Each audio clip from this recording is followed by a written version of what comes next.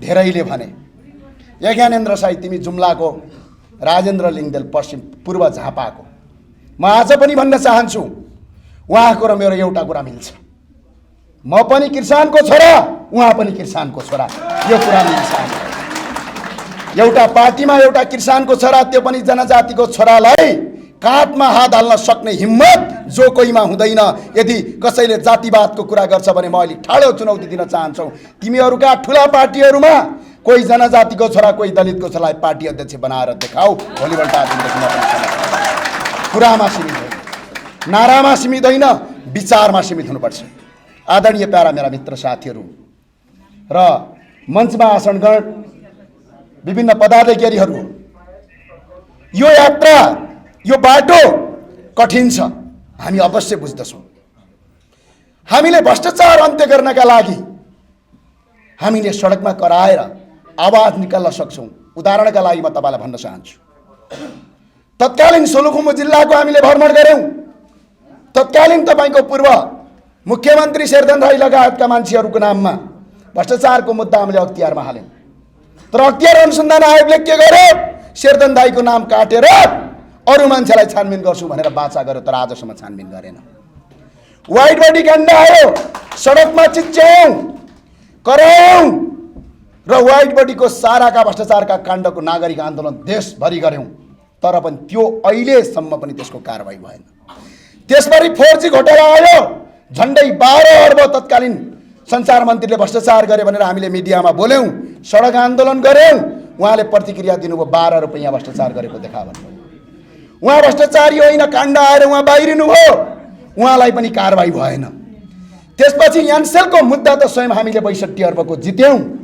मेरा पूर्व मित्र र मेरा राजनीतिक गुरुलाई आज म याद गर्न चाहन्छु, डाक्टर सुरेन्द्र भण्डारीलाई। मेरो धर्म हो, उहाँलाई म जहिले कहिल्यै पनि बिर्सिने छैन, मलाई राजनीति सिकाउनु भयो। उहाँले भन्नुभयो हामी मुद्दा हालेर जित्नुपर्छ। हामीले मुद्दा हाल्यौँ अदालतमा, सडकमा सङ्घर्ष गऱ्यौँ। आज पनि ती दिनहरू याद छन्।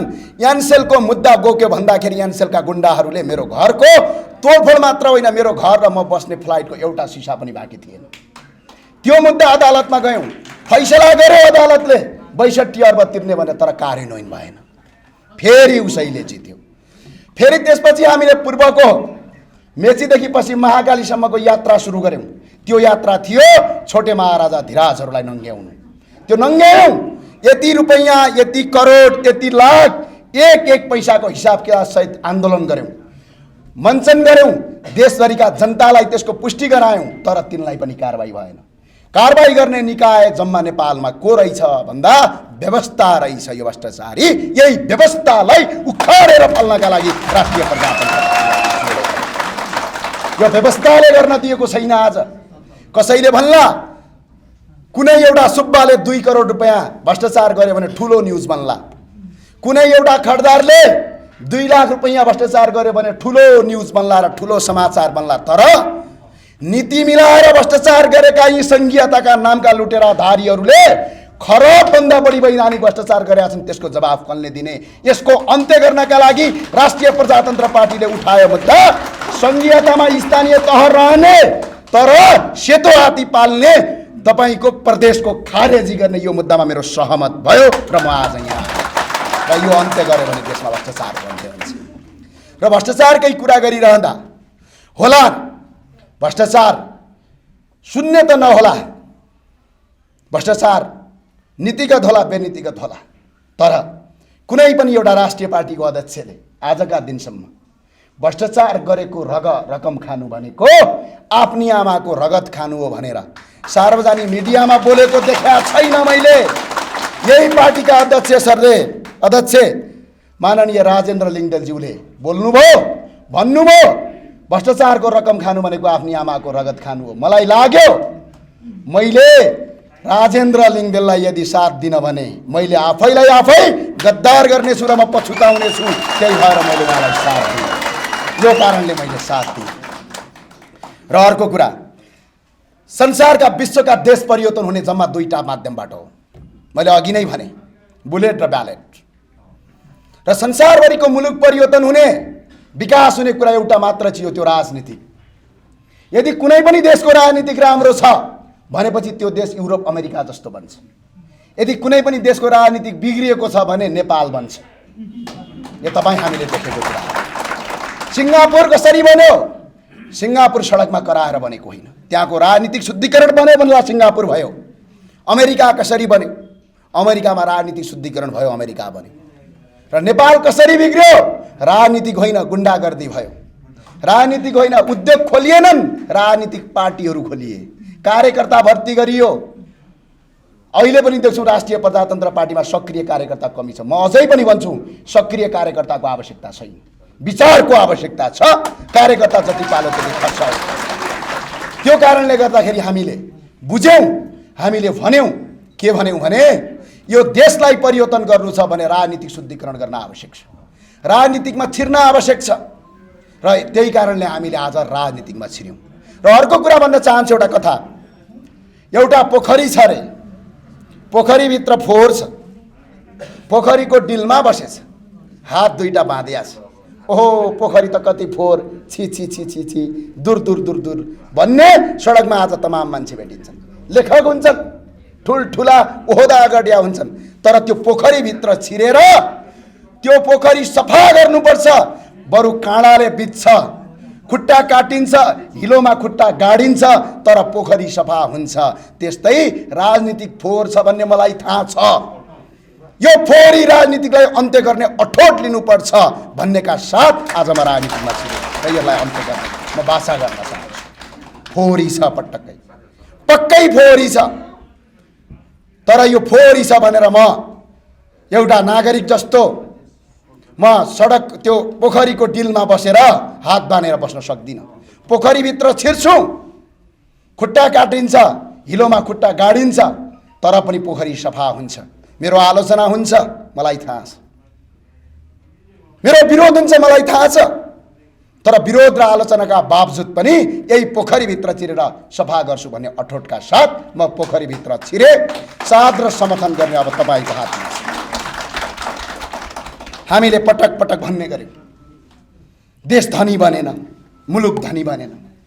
धनी मुलुक बन्नको कारण के? म उदाहरण दिन चाहन्छु। तमाम देश विदेशमा छरिएर बसेका सम्पूर्ण साथीहरू, तपाईँको घर कतिखेर धनी हुन्छ? जब तपाईँको घरलाई राम्रोसँग लिपपोत गर्नुहुन्छ, जब तपाईँको घरलाई माया गर्नुहुन्छ, जब तपाईँको घरलाई तपाईँले प्रेमले हेर्नुहुन्छ, तब मात्र तपाईँको घर बन्छ। यो मुलुक पनि एउटा घर हो। यो हामी तमाम नेपालीहरूको पूर्व मेचीदेखि पश्चिम महाकाली र हिमाल पहाड तराईका नेपालीहरूको घर हो। यो मुलुकलाई माया गर्नुपर्छ, मुलुकलाई सिँगार्नुपर्छ, मुलुकमै उत्पन्न भएका सिद्धान्तलाई लागू गर्नुपर्छ। यो होइन कि छिमेकीको घर राम्रो भयो भनेर छिमेकीको घरमा सर्ने होइन, आफ्नो घर सफा गर्ने हो। मुलुकभित्रै जन्मेको सिद्धान्त आवश्यक छ भने यही मुलुकभित्र जन्मेको सिद्धान्त हो राजा महेन्द्रको सिद्धान्त र पृथ्वीनारायण शाहको सिद्धान्त सिर्फ आज बोकेको छ राष्ट्रिय प्रजातन्त्र पार्टीले। म बोक्न चाहन्न रसियन सिद्धान्त, म बोक्न चाहन्न जर्मन सिद्धान्त। तिनलाई तिनकै देशमा राखिदेऊ, त्यहीँ थन्काइदेऊ, त्यहीँ लागू गरिदेऊ। हाम्रो देशमा राष्ट्रवाद र नेपालवादको आवश्यकता छ। त्यो नेपालवाद राष्ट्रिय प्रजातन्त्र पार्टीमा छ भनेर हामी लागेका छौँ, छैन भने पनि स्थापित गराउँछौँ भनेर लागेका छौँ हामी। त्यो कारणले हामीले राष्ट्रिय प्रजातन्त्र पार्टीमा आन्दोलन भएको। हाम्रो देशको अर्थतन्त्र के हो? धेरै अर्थविदले भन्लान्, भटटटटट इङ्ग्लिसमा बोल्लान्, धेरै ठुल्ठुला विश्वविद्यालय पढेका होलान्, उहाँलाई म सम्मान गर्छु, आत्मसम्मानका साथ म गर्छु। तर मेरो देशको अर्थमन्त्री यस्तो मान्छे हुनुपर्छ जसले आलुमा पानी कति लाग्छ र प्याजमा कति पानी लाग्छ त्यो सिद्धान्त बोकेको मान्छे अर्थमन्त्री हुनुपर्छ भन्ने मेरो सिद्धान्त। हामी कृषि प्रधान देश हौँ। हाम्रो देशको अर्थतन्त्र जम्मा 3टा चिजमा निर्भर छ। पहिलो चिज हो हाम्रो देशको पर्यटन। यो देशमा पर्यटन 2वटा भागमा बाँडिएको छ। एउटा पर्यटन छ धार्मिक पर्यटन, एउटा पर्यटन छ प्राकृतिक पर्यटन। अर्को हो यो देशको कृषि, अर्को हो यो देशको जलस्रोत। म पहिलो कुरामा जान चाहन्छु, धार्मिक पर्यटन। पर्यटनमा प्राकृतिक पर्यटनमा सगरमाथा हेर्न विदेशी आउला, माछापुच्छे हेर्न आउला, पोखराका फेवाताल र रारा तालहरू हेर्न आउलान् पर्यटक। स्वागत छ, राष्ट्रिय निकुञ्ज हेर्लान्। तर दोस्रो कुरा हामी गौर गरौँ त धार्मिक पर्यटक। यो देश विश्वका 121 करोड हिन्दूहरूको पवित्र स्थल हो। यो देश विश्वका 58 करोड भन्दा बढी बुद्ध धर्मावलम्बीको आस्थाको केन्द्र हो। हामीले यो देशमा धार्मिक पर्यटक विश्वका 10% मान्छे मात्र नेपालमा भित्राउन सक्यौं भने यो देशमा एकजना मान्छे विदेशमा काम गर्न जानु पर्दैन, विदेशी नेपालमा काम गर्न आउनुपर्छ। त्यसका लागि यो देश हिन्दू राष्ट्र घोषणा हुनुपर्छ। त्यो देश आवश्यक छ बुद्ध सहितको भन्यौं हामीले। र त्यो देशको पर्यटक सिर्फ हामीले यो राष्ट्रिय प्रजातन्त्र पार्टीले त्यो मुद्दा उठायो। यहाँ धर्मनिरपेक्षता होइन, म उदाहरण दिन चाहन्छु धर्मनिरपेक्षताको वकालत गर्नेहरूलाई। तपाईले मान्दै आएको बेलायत भन्ने देशमा 16 जना पादरी संसदमा छन्। यो देशमा 97% वैदिक सनातनका मान्छे छन्। खै त 16 जना तपाईको वैदिक सनातनका धर्मगुरुहरू यो देशको सदनमा। यो हुनुपर्छ, यो आवश्यकता छ। यो वैदिक सनातनको देश हो। 2-4 पैसा खाए भन्दैमा, 2-4 रुपैयाँ लगाए भन्दैमा आज धर्मनिरपेक्षता हुन सक्दैन। यसको खारेज गर्छौं भनेर हामी लाग्यौं, खारेज गराएर छाड्छौं। यो वैदिक सनातनको देश हो। हामीले यो देशलाई धर्मलाई सिर्फ आस्थाका रूपमा मात्र हेरेका छैनौं, धर्मलाई विकासका रूपमा हेरेका छौं, धर्मलाई अर्थतन्त्रका रूपमा हेरेका छौं। त्यसका लागि हामी राष्ट्रिय प्रजातन्त्र पार्टीमा आयौं। उदाहरण दिन चाहन्छु, विश्वबन्दीका मुसलमान दाजुभाइ तथा दिदीबहिनीहरू मक्का मदिनामा हज गर्न जान्छन्। साउदी अरबको झण्डै 14% भन्दा बढी जीडीपी मक्का मदिनाको दर्शनबाट आउँछ। साउदी अरबको 1 वर्षको बजेट बराबर नेपालको 10 वर्षको बजेट पनि हुँदैन। त्यसै गरेर इसाईहरूका धर्मावलम्बीहरू इजरायल बेथलम जान्छन्। इजरायलको झण्डै खरबौं पैसा धर्म दर्शनार्थीबाट उठ्छ। तर मेरो देश आज विश्वका 121 करोडको आस्थाको केन्द्र, विश्वका 58 करोड बुद्ध धर्मावलम्बीको आस्थाका केन्द्र। हामी ती पर्यटकलाई नेपाल भित्राएर कुवेत साउदी अरब र इजरायल भन्दा धनी हुने कि गरिब हुने? हामी धनी हुने। त्यसका लागि वैदिक सनातन सहितको हिन्दू राष्ट्र घोषणा गर्ने। त्यो भएर हामीले हिन्दू राष्ट्र चाहिन्छ भनेर। र अर्को कुरा भन्न चाहन्छु, हामी कस्तो देश र कस्तो विडम्बनाका साथ आज हुर्किरहेका छौं। तपाईले हेर्नु भएको छ, सुनको थाल हातमा राखेका छौं, सुनको थाल। तर त्यो सुनको थालमा फलामका सिक्काहरू भिख मागिरहेका छौं। हामी यो सुनको थालमा फलामका सिक्का भिख होइन, सुनको थाललाई प्रयोग गरेर हामी धनी बन्न चाहन्छौं। यो देशको धर्म संस्कृतिलाई जगेर्ना गरी विश्वभरि नेपालीलाई उदाउन चाहन्छौं। आज पनि भन्न चाहन्छु, वीर गोर्खाली नेपाली हौं, हामी कसैका दास होइनौं। त्यो भएर हामीले राष्ट्रिय प्रजातन्त्र यो एजेन्डा मिल्यो। र अर्को कुरा भन्न चाहन्छु, म कहिलेकाहीँ युट्युब र फेसबुकमा भिडियो हेरिन्छ, वाक्क दिक्क लाग्छ। राजा महेन्द्रको बेलायत भ्रमण हेर्छौं हामी। लन्डनका सडकहरू खचाखच भरिएका छन् राजाको दर्शन गर्नलाई। राजा वीरेन्द्रको हामी अमेरिका भ्रमण हेर्छौं, त्यहाँका राष्ट्रपतिले घुँडा टेकेर सलामी दिएको। त्यसै गरी राजा ज्ञानेन्द्र शाहको भारत भ्रमण हेर्छौं।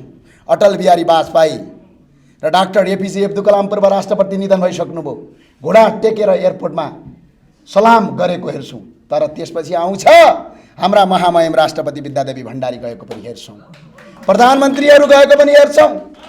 आज गल्लीको कुकुरले पनि नपुस्ने बनाएका छन्। हामी त्यसका लागि फेरि यो चिज स्थापना गर्छौं। हामी संवैधानिक राजतन्त्रको पक्षमा छौं। अब साथीहरू, राजावादी भनेपछि घिन मान्ने होइन, गौरव गर्ने हो। छाती चौडा गरेर बोल्ने दिन आयो। अब राजावादीलाई गाली गरेर राजनीति होला भनेर यदि कसैले सोध्छ भने त्यसले दिवा सपना देखेको छ।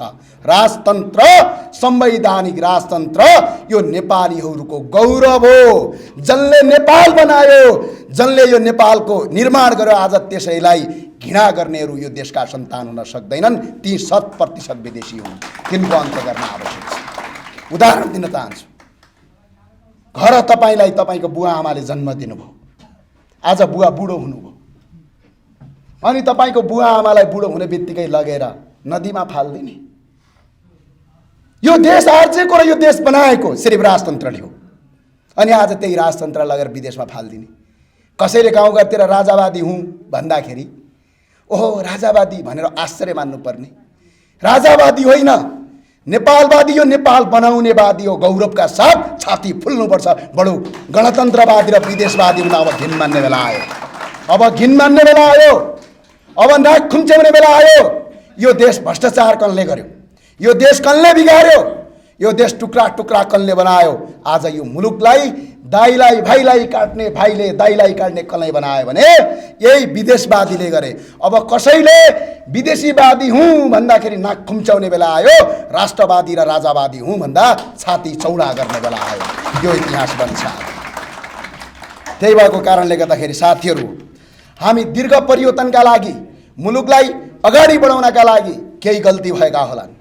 हामी रात दिन अहोरात्र खटिरहेका छौँ, खटिरहनेछौँ। आजसम्म जजले साथ दिनुभयो, अझै तपाईँको साथको आवश्यकता छ, तपाईँको आशीर्वादको आवश्यकता छ। म आज यहीँ पनि भन्न चाहन्छु, राष्ट्रिय प्रजातन्त्र पार्टीका पदाधिकारीहरू, सर्दै अध्यक्षहरू, अध्यक्षज्यू र विभिन्न साथीहरूलाई, देश विदेशमा छरिएर भएका नेपालीहरूलाई म भन्न चाहन्छु, आज यदि मैले गलत गरेछु भने तपाईँले मलाई खबरदारी गर्नुहोस् र सडकको कुनामा झुन्ड्याउनुहोस्। म खुसी खुसी मर्न तयार छु। तर यदि मैले सही काम गरेको छु भने आँखा चिम्लेर साथ दिनुहोस्। यो देश बनाऊ, यो मुलुक बनाऊ। पटक पटक भाषणबाजी मात्रै भए, कहिल्यै भएन यो देशको उभोगति। यो देश बन्यो भने तपाईँको श्रीमान विदेश काम गर्न जानु पर्दैन, तपाईँका दिदीबहिनीहरू इजरायलमा बेचिनु पर्दैन। विदेशीलाई नेपालमा बेच्ने देश बनाऊ। साथ र समर्थन गर्नुहोस्। र यदि गल्ती भएपछि झुन्ड्याउनुहोस् भन्छु म। आजका दिनसम्म अभियान चलाइरहँदा 1 रुपैयाँ मात्र भ्रष्टाचार गरेको कहीँ कसैले प्रमाणित गर्छ भने म खुला सिंहदरबारको अगाडि शालिगमा झुन्डिन तयार छु र झुन्डिन तयार छु। र आज पनि म कसम खान चाहन्छु, बरु राजनीतिक जीवनबाट म सन्यास लगुला, तर 1 रुपैयाँ भ्रष्टाचार गर्ने छैन र गर्न दिने छैन। यसका लागि म कटिबद्ध हुन चाहन्छु। र आदरणीय साथी अग्र साथीहरू,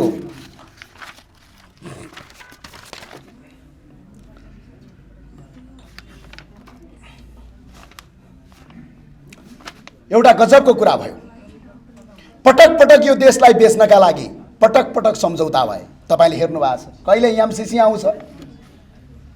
धेरैले भन्ने गरे हामी योजको त्यो इतिहास नबिर्सौँ जब भारतका 17वटा भारतीय सैनिकका क्याम्पहरू नेपालमा यही अहिले सत्तामा भएको पार्टीले ल्याएको थियो। नेपालको मन्त्री परिषदको मिटिङभित्र भारतीय राजदूतहरू बस्थे। तिनै भारतीय राजदूत र तिनै 17वटा क्याम्प राजा महेन्द्रले हटाउँदाखेरि उनी राष्ट्रवादी नहुने, अनि भारतमा लुकेर नेपालमा आन्दोलन गर्ने राष्ट्रवादी हुने। हामी पटक्क तिनलाई राष्ट्रवादी मान्दैनौँ। यदि राष्ट्रवादी कोही थियो भने राजा महेन्द्र थिए। भीष्मा पिता भने चिनिने श्री दिल विकास राज भण्डारीज्यूको यो अहोरात्र रात दिन खटाइबाट आज म रापरबामा प्रवेश गर्न पाएको छु। यो म आफैमा गौरव गर्छु। र यो रापरबालाई अगाडि प्रवेश गरिरहँदा हाम्रो अभियानको तर्फबाट रात दिन अहोरात्र खटिनुहुने वार्ता टोलीका संयोजकज्यूहरू र देश विदेशमा छरिएर यसलाई सादर सहयोग गर्ने मेरा प्रिय अभियन्ता साथीहरू र विशेष गरी वार्ता टोलीका संयोजक विनोद खड्काज्यूको लगाव, मेहनत र राष्ट्रियतालाई अगाडि बढाउनुपर्छ भन्ने प्रत्येक दिनको बोलीबाट आज म इन्स्पायर भएर आज रापरबामा प्रवेश गरेको छु। आशा र भरोसा गरौँ, यो देश अगाडि बढाउँ। जय राष्ट्रवाद, जय नेपाल।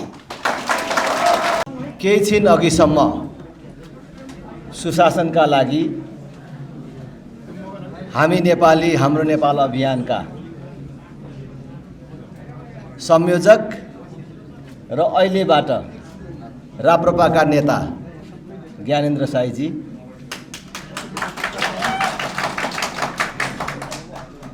पार्टीका उपाध्यक्षज्यूहरू, महामन्त्रीज्यूहरू, पार्टीका अन्य पदाधिकारी सदस्य साथीहरू, भर्खरै समाहित भएको सुशासनका लागि हाम्रो नेपाल हामी नेपाली अभियानका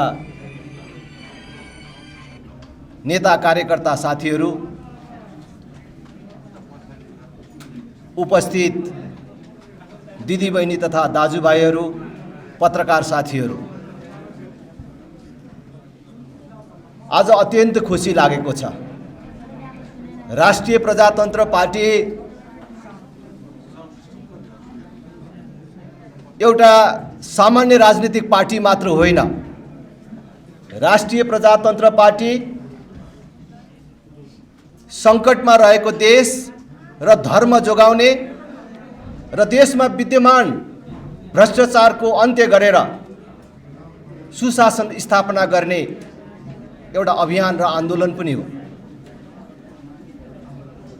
त्यो अभियानमा आज घोषित रूपमै सुशासनका लागि अभियान चलाइराख्नुभएका ज्ञानेन्द्र शाही लगायतका साथीहरूलाई राष्ट्रिय प्रजातन्त्र पार्टीमा स्वागत गर्न पाउँदा म र सिङ्गै राष्ट्रिय प्रजातन्त्र पार्टी हर्षित र गौरवान्वित छ। म तपाईहरूको हार्दिक स्वागत गर्न चाहन्छु।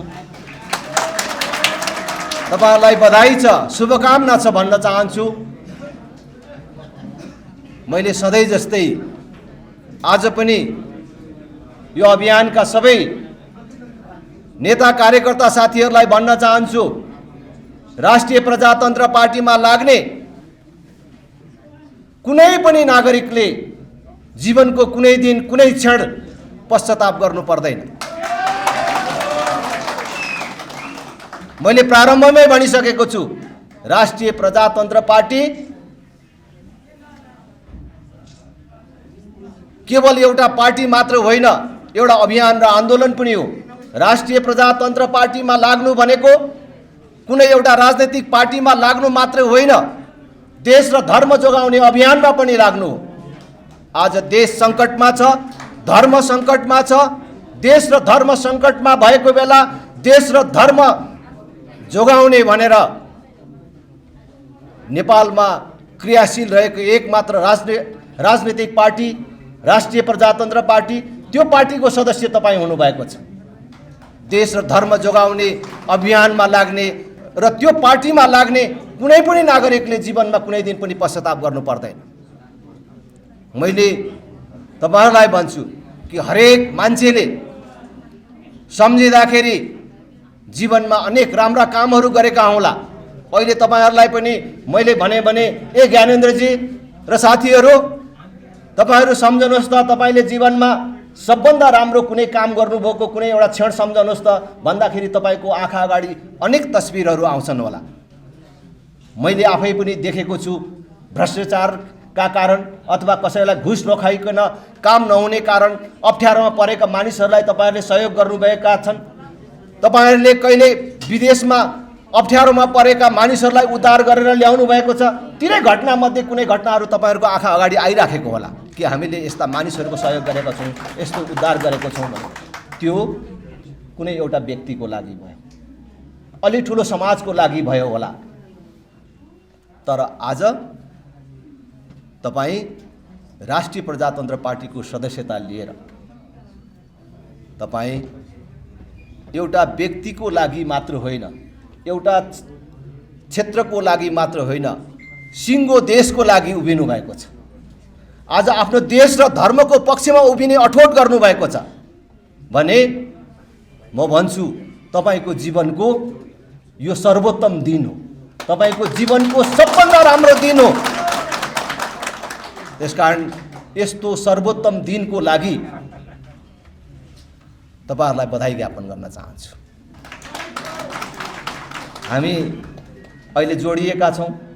हामीले जुन यात्रा तय गरेका छौँ र जुन यात्रामा तपाईहरू आँट गरेर समाहित हुन आउनुभएको छ, सजिलो छैन।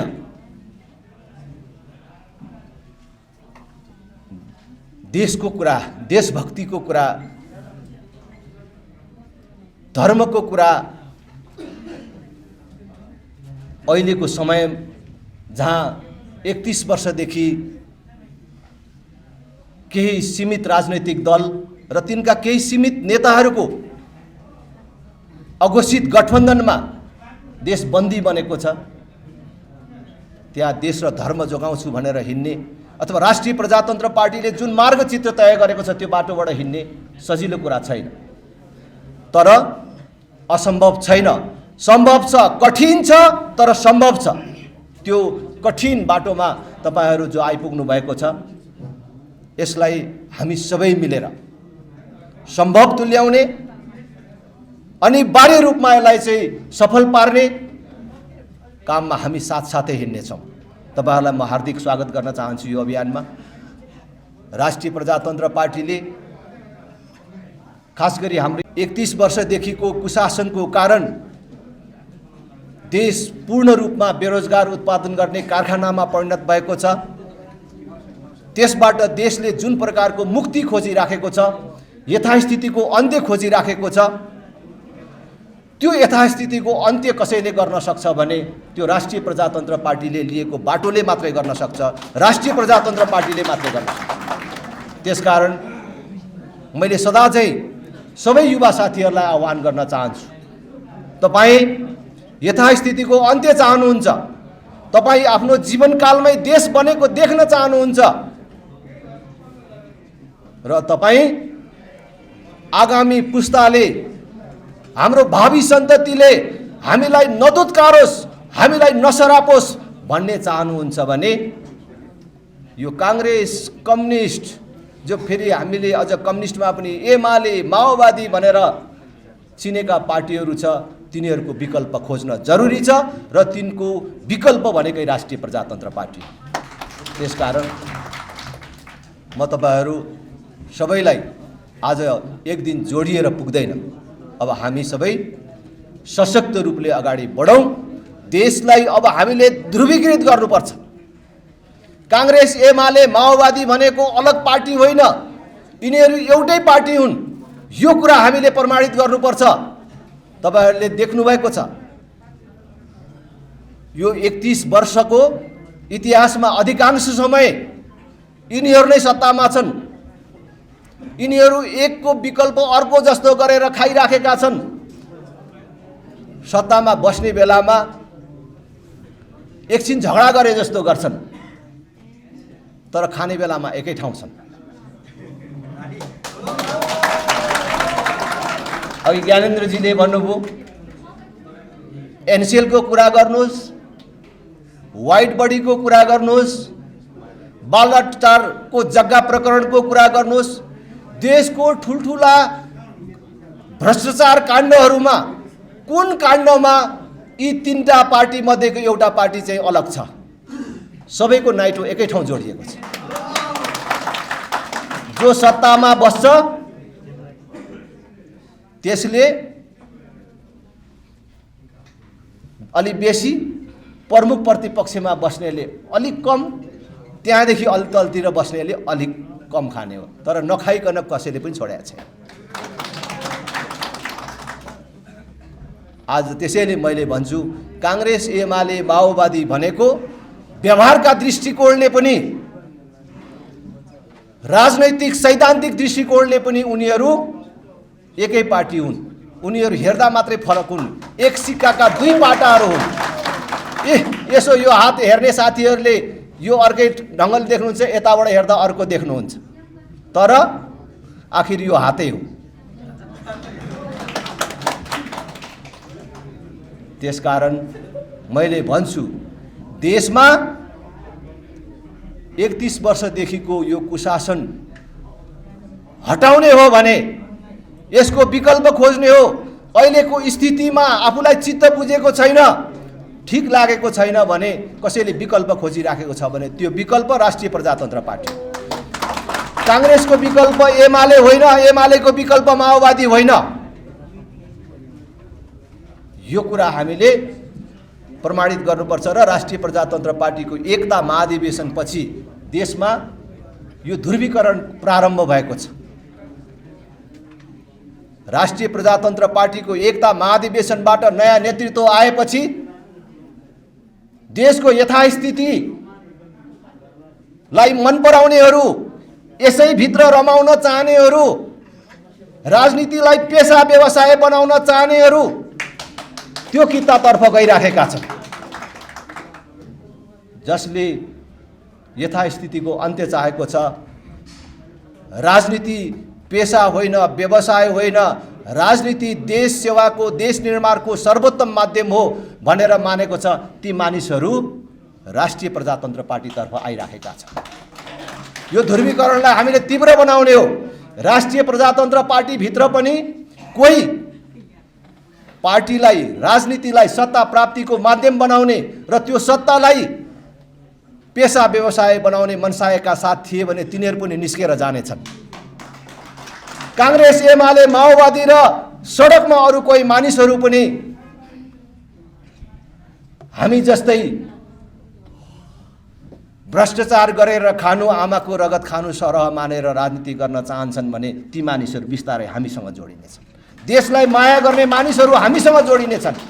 अब यो ध्रुवीकरण तीव्र बनेर जानेछ र यसलाई हामीले अझ तीव्र बनाएर जानेछौँ। तपाईहरुलाई धेरै धेरै स्वागत छ। म धेरै कुरा भन्न चाहन्न। फेरि हामी सधैँ सँगै हुनेछौँ।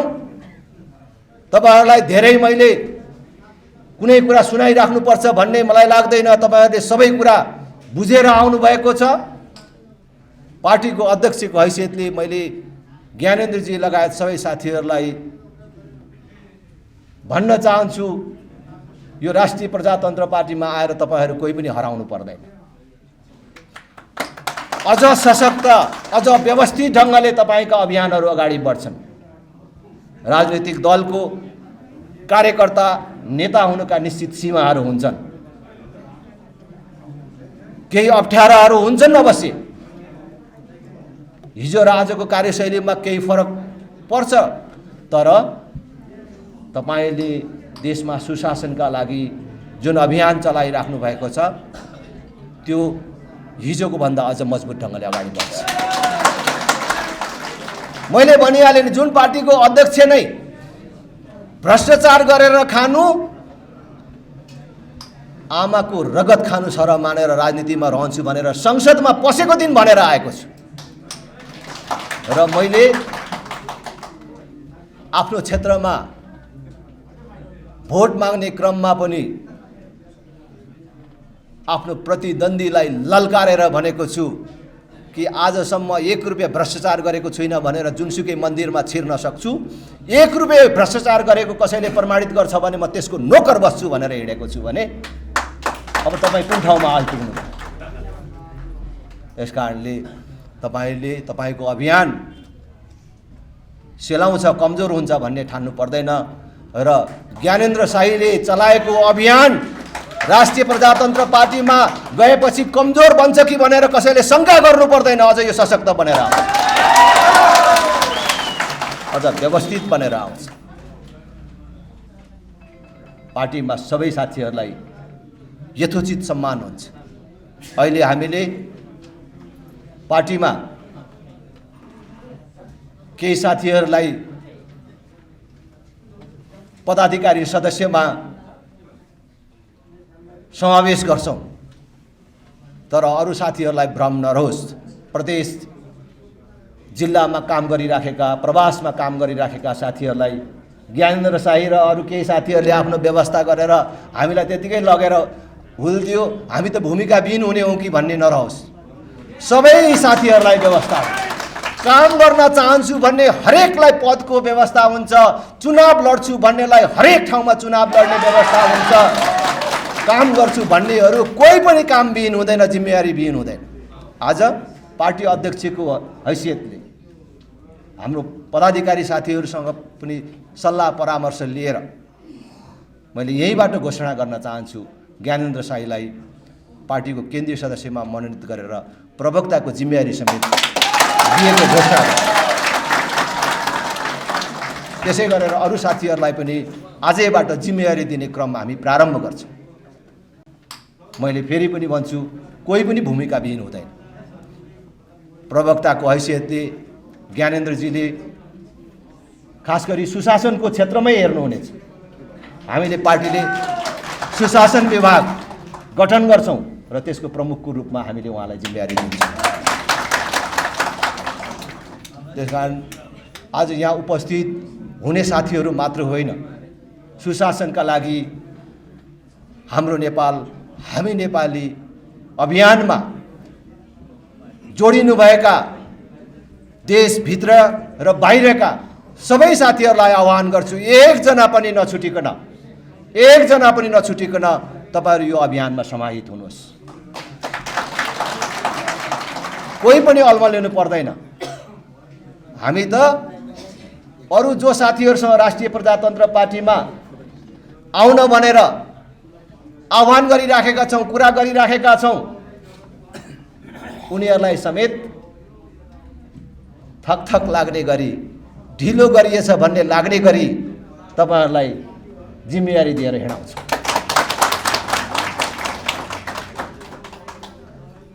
कसैले यो राष्ट्रिय प्रजातन्त्र पार्टी काम लाग्दैन भनेर छोडेर गएको छ भने पनि त्यसलाई पनि थक लाग्ने गरी, पश्चाताप लाग्ने गरी हामी काम गरिरहेका छौं।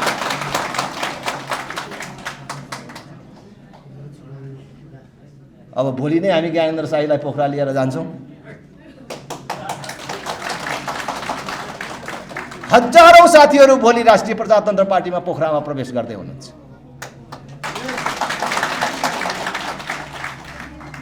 यो त कास्टिङ मात्रै हो।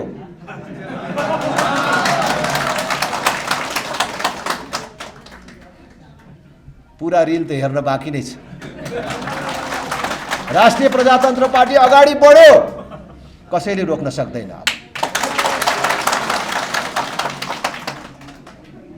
यो गतिलाई कसैले रोक्छु भन्ने कल्पना गरेको छ भने त्यो आफै मटिया मेट हुनेछ।